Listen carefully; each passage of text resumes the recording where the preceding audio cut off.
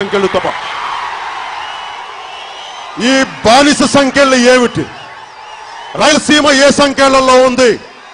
కుటుంబాల ఆధిపత్యంలో నలిగిపోతోంది రాయలసీమ, కుతకుతలాడిపోతోంది రాయలసీమ.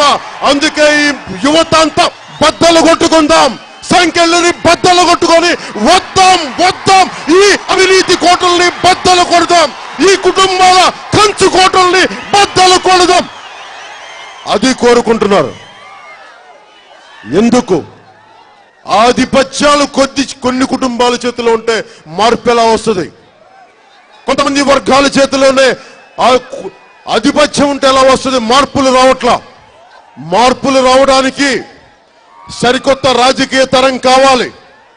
బడుగు బలహీన వర్గాలు చెందిన వ్యక్తులు నాయకులు అయ్యి తీరాలి, బయటికి రావాలి. రాయలసీమ నాయకులందరూ కూడా అర్థం చేసుకోవాల్సింది, పాలిగాళ్ల కాలం నుంచి ఈ రోజు దాకా అదుపులో ఒకప్పుడు పాలిగాళ్ళంటే ప్రాణాలు రక్షించేవాళ్ళు, అన్యాయం వస్తే అడ్డంగా నిలబడేవాళ్ళు.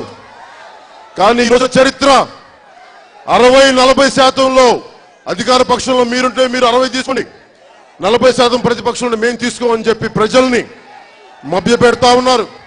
న్యాయం జరగట్లేదు. నేను రాయలసీమకి ఎన్ని సీట్లు వస్తాయని నాకు ముఖ్యం కాదు, ఎంత మార్పు తీసుకొస్తామనేది నేను బలంగా చూస్తున్నాను. నాకు లెక్కలు లేవు.